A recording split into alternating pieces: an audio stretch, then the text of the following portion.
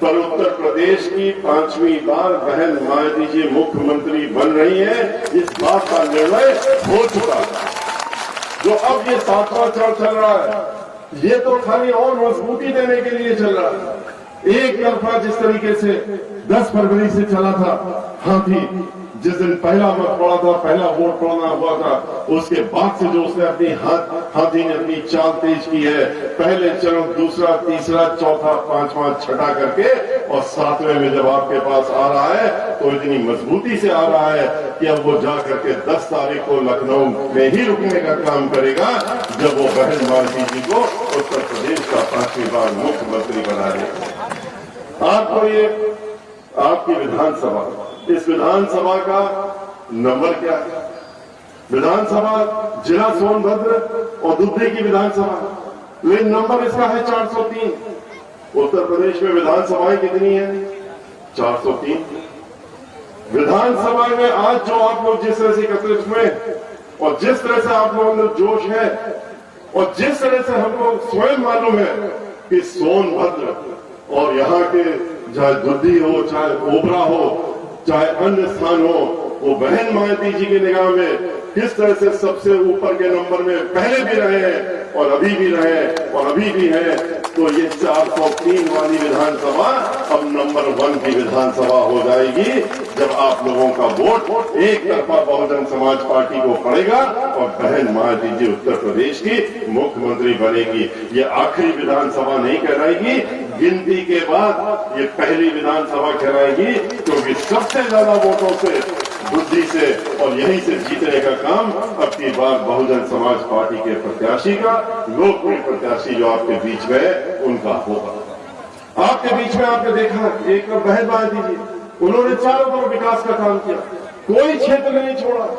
उन्होंने आपका क्षेत्र खास तौर से देखा था, कैसे उन्होंने यहाँ पर जो नक्सलवाद, ये बात, वो बात, तरह तरह की बातें कही जाती थी कि उत्तर प्रदेश में इस क्षेत्र में तो कोई जा नहीं सकता, शाम को निकल नहीं सकता, पहुंच नहीं सकता। उन्होंने सारी चीजों को समाप्त करते हुए जो लोग इस तरह के थे उनको उनकी सही जगह पहुंचवाते हुए और इस क्षेत्र को उन्होंने रोशनी देने का काम किया, रोशन करने का काम किया, लोगों को अपना उनका अधिकार देने का काम किया। जंगलों में जो लोग रहते थे उनको अपनी जमीन का अधिकार बहन मायावती जी ने उसी प्रकार से दिया, जैसे भूमिहीनों को पूरे उत्तर प्रदेश में 3-3 बीघे का, 3-3 एकड़ के पट्टे काट करके, और जो जिनके पास घर नहीं थे, जो झोपड़ी में रहते थे, उनको झोपड़ी से निकाल करके बहन मायावती जी ने अपने पिछले कार्यकाल में 2-2 कमरे के पक्के मकान दिए थे और वो भी मुफ्त देने का काम किया था। इस तरह का काम बहन मायावती जी ने किया। और अब की बार आपके क्षेत्र में जो भी समस्या, जो भी चीजें बच गई हैं, वो निश्चित रूप से अब की बार उसकी जिम्मेदारी मैं आश्वस्त करता हूं कि उसकी जिम्मेदारी आपके माध्यम आप तो लेंगे ही, लेकिन मैं भी लेने का काम करूंगा और आपकी बातों को बहन मायावती जी तक पहुंचाने के साथ साथ में यहाँ आपकी जितनी भी इस क्षेत्र की समस्याएं हैं उनको दूर कराने में मैं भी आपका पूरा कंधे से कंधा मिला करके योगदान देने का काम करूंगा। इस बात के लिए आप आश्वस्त रहेंगे। बहन मायावती जी ने उत्तर प्रदेश में देखिए किस तरह से कानून चलाया था, कानून द्वारा कानून का राज चलाया था। जिसको जो काम करना चाहिए उसको वो काम दिया था। पुलिस वालों को काम दिया जाता है क्या? कानून द्वारा कानून का राज चलाने के लिए, उसमें साथ देने के लिए। अधिकारी किस लिए होते हैं? राज चलाने के लिए, अपने मुखिया को साथ देने के लिए। लेकिन इन सरकारों में क्या हो रहा था? इन सरकारों में चाहे समाजवादी पार्टी की सरकार हो और चाहे भारतीय जनता पार्टी की सरकार हो, इनसे वो काम जो इनको करना चाहिए वो काम न करवा करके और दूसरे काम करवाए जाते थे जो इनको नहीं करने चाहिए थे, गैर कानूनी काम कराए जाते थे। क्या कोई उम्मीद कर सकता है कांस्टेबल से और एक दलित समाज की बेटी जिसका बलात्कार होता है, उसका मुख्य उसका शरीर उसकी मां को न दिया जाए? जिलाधिकारी को निर्देश एक मुख्यमंत्री दे रहा था बैठ करके लखनऊ से, मुख्यमंत्री खुद बैठ करके दे रहे थे, कह रहे थे कि नहीं, इसमें जो लोग फंसे हुए हैं वो हमारे अपने। ठीक है, दलित समाज की लड़की के साथ बलात्कार हुआ, वो तो कहते हैं कि दलित समाज और ब्राह्मण समाज, इनको तो हम सबक सिखाने के लिए ही मुख्यमंत्री बने। वो तो ये मानते थे कि अगर हमने सबक सिखाना है तो इन दो समाजों को सिखाना है और उसमें जितना नीचे गिरना पड़े उतना नीचे गिरेंगे। उन्होंने इसलिए शरीर नहीं किया उस बिटिया का इसलिए बेटी का शरीर नहीं दिया उसकी मां को, क्योंकि कह रहे थे इसमें जो लोग फंसे हैं वो हमारे अपने, हमारी बिरादरी के नहीं। वो जाति और धर्म इन सब चीजों के परे हट करके जिस तरह से बहनवादी चलती थी, उस तरह की सोच न रखते हुए एक संकीर्ण सोच करके, जैसे समाजवादी पार्टी के मुखिया रखते थे, खाली एक वर्ग उनको दिखता था, एक ही जाति दिखती थी, इसी तरह से हमारे मुखिया जो इस समय बहुजन समाज पार्टी की सरकार के ठीक विपरीत सोच रखते हैं, वो यहाँ के मुख्यमंत्री वो करते हैं। उन्होंने इसीलिए उसका शरीर नहीं देने दिया था, उन्होंने इसीलिए रेणु शर्मा जिसका जिक्र भी हुआ उसको क्यों मृत्यु शरीर जेल से बाहर आने दिया, क्योंकि ब्राह्मण समाज की बेटी थी, ब्राह्मण समाज की महिला थी। वो तो बड़े खुश होते हैं, आप देखिए कैसे गौरवान्वित होते हैं ये बताते हुए, ये किससे बताते हुए कैसे दलित समाजों के ऊपर उत्पीड़न हो रहा है, कैसे हम उनको परेशान कर रहे हैं। और इसी के साथ साथ अल्पसंख्यक समाज के लिए कि देखिए कैसा डरा के रखा है, हमने इनको धमका के रखा है, बुलडोजर दिखा के रखा है, इनके ऊपर फर्जी मुकदमे चला के रखे हैं। इस तरह के क्या मुख्यमंत्री से कोई अपेक्षा करेगा कि वो अपने भाषणों में भी ये बात कहते हैं और ये कहते हैं कि ब्राह्मण समाज को तो हम उसकी औकात पे ला रहे हैं। क्या औकात पे ला रहे हैं? उसको सबक सिखा रहे हैं। क्या सबक सिखा रहे हैं? कहते हैं 500 से ज्यादा हत्याएं हुई हैं और कितने बड़े बड़े लोगों की हुई है, चाहे वो वरिष्ठ अधिवक्ता हो, चाहे व्यापारी हो और चाहे और पहुंच वाले लोग हो, जो लोगों के बीच में रहते थे वो हो, उन्होंने बिना गिनती भी गिनाते हैं ऐसे 500 लोगों की हत्याएं हुई ब्राह्मण समाज से। और 100 लोगों के एनकाउंटर ब्राह्मण समाज के हो गए। और कहते हैं, बताते हुए कितने खुश होते हैं और कहते हैं कि इनको तो हम अभी शुरुआत की है, 5 साल का हमको और राज कर दे दो, 5 साल के बाद इस 5 साल में तो इतना सबक सिखा देंगे कि ये दोनों समाज जो है, चाहे वो दलित समाज हो और चाहे उनके साथ में शेड्यूल ट्राइब हो, जो चाहे वो ब्राह्मण समाज के लोग हो, इनको तो हम प्रदेश से बाहर कर देंगे, प्रदेश के बाहर जाने के लिए खुद मजबूर हो जाएंगे। ये भूल जाते हैं ये हमारे साथ में दलित समाज हो, चाहे शेड्यूल ट्राइब हो, शेड्यूल कास्ट हो, ये 1-2 नहीं है, 500,000 नहीं है, ये 25% है। और 25% इस समय बहन मायावती जी के पीछे एक साथ इकट्ठा होकर के चट्टान की तरह खड़े हुए हैं और उनके सामने बहन मायावती जी खड़ी है। उनके ऊपर तुमने जितने भी अत्याचार किए हैं उनका हिसाब लेने का वक्त आ गया है, एक एक चीज का हिसाब लिया जाएगा। ब्राह्मण समाज 1-2 नहीं है, 100, 200, 500 नहीं है। जो कहते हैं कि 500 मार दिए, 100 इनकाउंटर कर दिए, ये प्रदेश छोड़ देंगे, ये भूल जाते हैं ये भगवान श्री परशुराम जी के वंशज हैं, ये डरते और दबते नहीं है। और 14% है, 14% का माने क्या होता है? 25 करोड़ में 4 करोड़ से ऊपर है। 4 करोड़ को तुम कितना मारो, कितना ठोको, कितना रोकोगे, ठोकोगे, ये देखने को वक्त ये सामने आएगा। अब ये वक्त गया, अब वक्त तो दूसरा हो गया। बुलडोजर दिखा रहे थे अल्पसंख्यक समाज के लोगों को, आज पूरे प्रदेश में चाहे ब्राह्मण समाज के लोग हो, चाहे दलित समाज के लोग हो, चाहे अल्पसंख्यक समाज के लोग हो, और चाहे शेड्यूल ट्राइब्स के लोग हो, और चाहे वो पिछड़ा वर्ग में अति पिछड़ा वर्ग समाज के लोग हो, आज इन सब लोगों ने उनके जो बुलडोजर लिए घूम रहे थे, उन बुलडोजर की चाबी और उसका स्टीयरिंग दोनों अपने हाथों में ले लिया है और हाथ में लेकर के उन्हीं की तरफ घुमा दिया है। अब इनकी सरकार बुलडोज होने वाली है, ये इनको अच्छी तरीके से मालूम हो चुका है। और ये मालूम नहीं होता, ये मालूम नहीं होता कि हमारे ऊपर बुलडोजर चल रहा है और हमारी सरकार जा रही है। 5 दिन बचे हैं तो फिर वो जो खबर छप रही है और जो खबर लखनऊ से निकल रही है कि 5 कालीदास मार्ग, जिसमें कि माननीय मुख्यमंत्री जी योगी आदित्यनाथ जी, ठाकुर अजय सिंह बिष्ट जी जिसमें रहते थे, उन्होंने अपना सामान फिर क्यों बांधना शुरू कर दिया और अपना सामान धीरे धीरे बाहर निकालना शुरू कर दिया।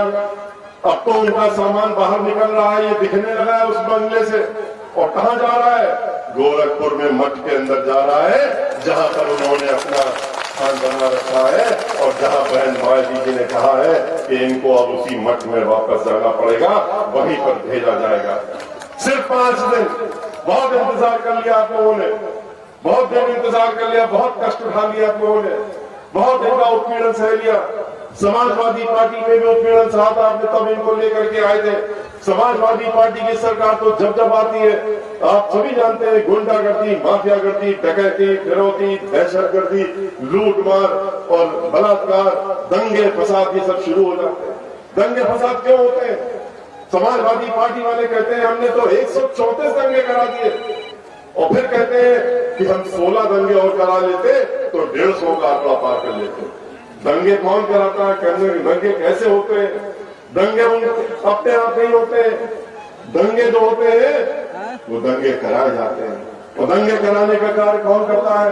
दो लोग मिलकर के करते हैं। और यहाँ भारतीय जनता पार्टी और समाजवादी पार्टी मिले हुए हैं, एक दूसरे से मिलकर के ही ये लोग दंगे फसाद कराने का काम करते हैं। और इसीलिए आपने देखा कि किस तरीके से आज जब दंगा हो रहा था मुजफ्फरनगर में, तो हमारे उस समय के तत्कालीन मुखिया जो मुख्यमंत्री थे समाजवादी पार्टी के, वो बैठ करके नाच गाना देख रहे थे, सफाई फिल्मी सितारों का आनंद ले रहे थे। ये वो मुख्यमंत्री है, जैसे ये वाले मुख्यमंत्री है कि अगर हत्याएं होती हैं, अगर लोगों को मारा जा रहा है तो इनको खुशी होती है। देखिए कैसे किसानों के साथ में क्या किया, धोखा देने का काम सबको किया, महिलाओं को किया, नौजवानों को किया, बेरोजगार लोगों को किया, किसानों को भी नहीं छोड़ा। किसानों ने इनको वोट दे दिया इनके कहने से, कहा कि आमदनी 2 गुना कर देंगे। कहा कि आमदनी 2 गुना कर दी। 25 रुपए गन्ना का मूल्य बढ़ाया था, वो भी 1 महीना पहले भी चुनाव घोषणा के। 35 रुपए बढ़ाया था समाजवादी पार्टी ने 2017 में, लेकिन बहन मायावती जी ने 125 से 250 करने का काम किया था, अपने कार्यकाल में 2 गुना करने का काम किया था। आज तक जो किसान है उसको अपने खेतों में रात भी बिता रहा, दिन भी बिता रहा, क्योंकि छुट्टा जानवरों से उनको जो छोड़ दिया है इनकी सरकार ने, उसे बचाने के लिए अपने खेतों में पड़ा रहता है। आज किसानों का आंदोलन पूरे देश में किस लिए हुआ था? 4 कानून उनके ऊपर ला दिए। किसान समझ गया कि कैसे 4 काले कानून है, जिसके तहत में उसको पट्टे में जमीन देनी पड़ेगी। उन्हीं उद्योगपतियों को जिन्होंने पूरा देश लूट लिया, सारे जिनके हाथों में इन्होंने सार्वजनिक उपक्रम बेच दिए, जितने भी संपत्ति थी देश की जो हम लोगों ने बनाई थी, आपने बनाई थी टैक्स दे दे करके, आज इन निजी हाथों में इन्होंने बेचने का काम कर दिया। और बेच करके चौतरफा उन्होंने फायदा पहुंचाया और एक तरफ नुकसान पहुंचाया। उनको तो फायदा पहुंचाया कि आधे पौने दामों में बेच दिया, बैंकों में घोटाला करा दिया, 4-4 लाख करोड़ का घोटाला करा करके बैंकों को कंगाल करके बैंक भी उनके हाथ में बेच दिया जिन्होंने घोटाला किया। रेलवे को बेच दिया, लाइफ इंश्योरेंस कॉर्पोरेशन को बेच दिया, तेल कंपनियों को बेच दिया, हवाई जहाज बनाने वाली कंपनी को, बिजली घरों को बेच दिया, सभी चीज को बेच दिया। उत्तर प्रदेश में जहां नौकरियां मिलती थी, चाहे जल निगम हो, जल संस्थान हो, चाहे ब्रिज कॉर्पोरेशन हो, चाहे नगर निगम हो, नगर पालिका हो, यहाँ पर ठेके में काम दे दिया जिससे कि किसी को नौकरी न मिले। यही तो नौकरी मिलती थी। जब नौकरी ही नहीं मिलेगी तो रिजर्वेशन कहां से होगा? नौकरी होगी तब तो रिजर्वेशन होगा। इन्होंने तो चौतरफा सफाया कर दिया। ये वो सरकार है जिसने कि हर एक को वोट तो लिया लेकिन धोखा देने का काम किया, धोखे से, धोखाधड़ी से वोट लेकर के और उन वोट अपनी सरकार बनाने का काम किया। अब इनको सबक सिखाने का समय आ गया है और ये समय आपके हाथ में आ गया है।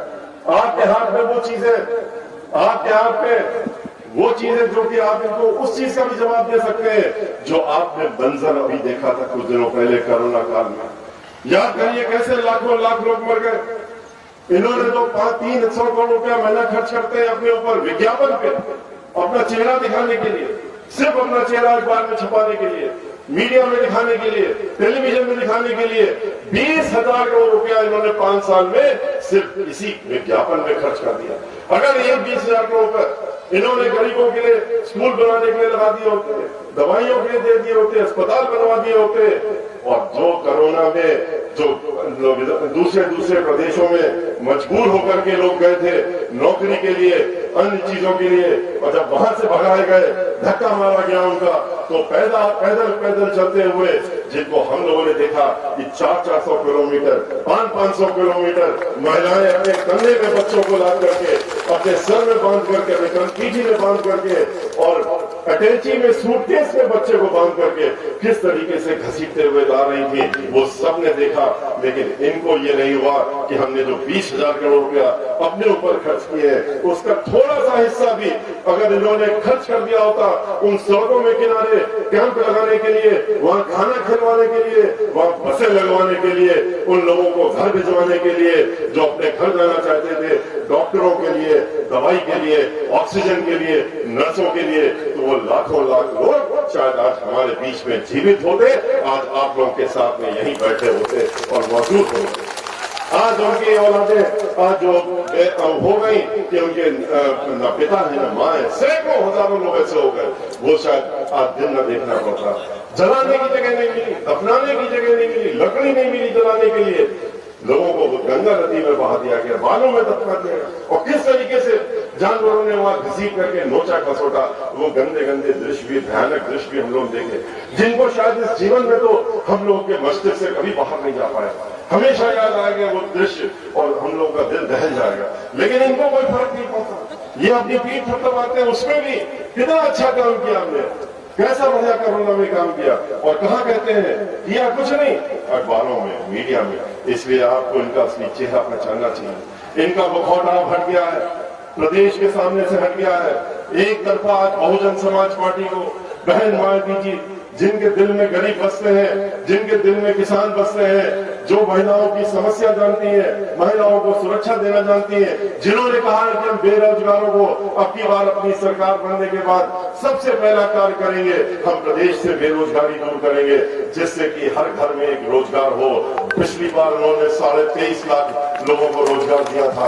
उन्होंने कहा कि अब की बार हमारी योजना है कि हर घर में एक रोजगार हो, और जो समस्याएं लोगों की है, जो कर्मचारियों की समस्याएं हैं, जिसके लिए वो आए दिन परेशान होते हैं, आंदोलन करते हैं, लाठियां खाते हैं, सब रोवाते हैं, उनसे भी उन्होंने कहा है कि सब्र करो, हमारी सरकार बनने दो, बनते ही हम एक कमीशन बनाएंगे, उसमें सारे कर्मचारियों की समस्याएं, चाहे वो अध्यापकों की समस्याएं हो, वित्त विहीन अध्यापकों की समस्याएं हो, अन्य समस्याएं हो, उन सबको उसमें ला करके और उनकी समस्याओं को दूर करने का काम हम अवश्य करेंगे।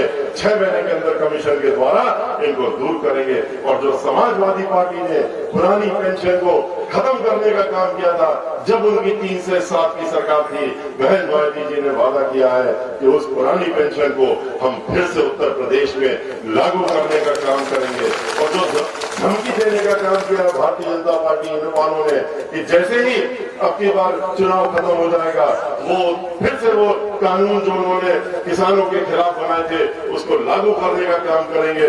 बहन मायावती जी ने भी उनको जवाब दे दिया है, कहा है कि हमारी सरकार बनने दो उत्तर प्रदेश में, तुम इस तरह के 4 कानून नहीं 40 कानून भी बना लोगे, हम जो है उनको उत्तर प्रदेश की जनता के ऊपर लागू नहीं होने देंगे, उनको उनके ऊपर अन्याय नहीं होने देंगे। इसलिए इन्हीं सब बातों को कहते हुए मैं आपसे अनुरोध करूंगा कि अब की बार आने वाली 7 तारीख को, जैसा कि हमारे साथी हमारे श्री छोटे भाई श्री हरिराम जी ने आपसे कहा है, दिनचर्या को बाद में करिएगा, सबसे पहले जाकर के हमारी बहन मायावती जी का जो नारा है और जो कहती है सबसे अपने हर भाषण में कि सबसे पहले अपनी सबसे कीमती चीज जो है वो है आपका वोट, उसका वोट का इस्तेमाल करिए, लाइन बना करके जा करके हर बूथ में वोट डालने का काम करिए। मेरा भी आपसे यही अनुरोध है कि 7 तारीख को आप अपना वोट का इस्तेमाल करके ही दिनचर्या करने का काम करिएगा। लेकिन एक बात कहते हुए अपनी बात समाप्त करूंगा, आप सभी लोगों को आगाह करते हुए ध्यान रखिएगा कि आने वाली 7 तारीख को जब आप वोट डालने जाएंगे अपने बूथ में, तो आप पाएंगे कि 2 मशीनें हैं, एक बड़ी मशीन है, एक छोटी मशीन है। बड़ी मशीन में आपको श्री हरिराम जी का नाम दिखेगा और उसके सामने हाथी का निशान भी दिखेगा। एक छोटी मशीन होगी, उसमें कुछ नहीं दिखेगा, लेकिन आपको अंगूठा दबा करके, तेजी से अंगूठा दबा करके आपको इनके नाम के हाथी के निशान के आगे वाले में बटन दबाना होगा, और तब तक बटन दबाए रखिएगा जब तक वो छोटी मशीन में आपको रोशनी न दिख जाए, और रोशनी ही नहीं, उस रोशनी में आपको लाइट जलने के बाद श्री हरिराम जी का नाम और हाथी का निशान दिख जाए, उसके बाद भी अंगूठा नहीं हटाइएगा। अंगूठा तब हटाइएगा जब उस छोटी मशीन में एक घंटी बजेगी और पर्ची कट करके अंदर गिर जाएगी, तब समझिएगा आपका वोट पड़ गया। अगर ऐसा न हो तो अंगूठा दबाए दबाए वहां के अधिकारी को बुलाइएगा, उसको आवाज लगा के दीजिएगा और कहिएगा कि ये वोट नहीं पड़ा है या गलत पड़ा है, तो उसको ठीक करना पड़ेगा। एक बार अगर आपने अंगूठा डाल दिया तो फिर आप वोट नहीं डाल सकते, क्योंकि वो मशीन बंद हो जाएगी और आपका बहुत बड़ा नुकसान हो जाएगा। क्योंकि इसी में आपका भविष्य, आपके आने वाली पुस्तों का भविष्य, आपकी इस विधानसभा का भविष्य, आपके इस जिले का भविष्य, ये सब इसी में निर्धारित है। और जैसा कि आपसे पहले ही कपिल मिश्रा जी कह रहे थे कि आपके हम लोगों के कहने के लिए आप प्रत्याशी हैं, हमारे छोटे भाई जो हैं वो प्रत्याशी के रूप में, क्योंकि इनको सिंबल मिला है, लेकिन सही माने में आप सब लोग हमारे प्रत्याशी हैं। और आप लोग अपने आप को प्रत्याशी मान लेंगे तो ये हो नहीं सकता। श्री हरिराम जी हर घर में नहीं जा सकते, घर घर में नहीं पहुंच सकते अगले 24 घंटे में वोट मांगने के लिए, लेकिन आप अपने को हरिराम समझ लेंगे तो उसके बाद तो आपकी इतनी बड़ी संख्या, इतनी अपार संख्या में आप यहाँ हैं कि आप घर घर पहुंच जाएंगे, मोहल्ले मोहल्ले पहुंच जाएंगे, गांव गांव पहुंच जाएंगे और अपने लिए वोट मांगने का काम करेंगे। इसी अपेक्षा के साथ में, इसी अनुरोध के साथ में मैं अंत में ये कहते हुए कि जीत तो ये जाएंगे ही, लेकिन इतने भारी मतों से इनको जिताइएगा कि इनके जो विरोधी लोग हैं, हरिराम जी के विरोधी, उनकी जमानत जब्त करा करके और इनको यहाँ पर बुद्धि सोन रखते विधानसभा में भेजने का काम आप करिएगा बहुजन समाज पार्टी से। इसी के साथ मैं आपसे अपनी बात समाप्त करता हूँ। जय भीम, जय भारत, जय भारत।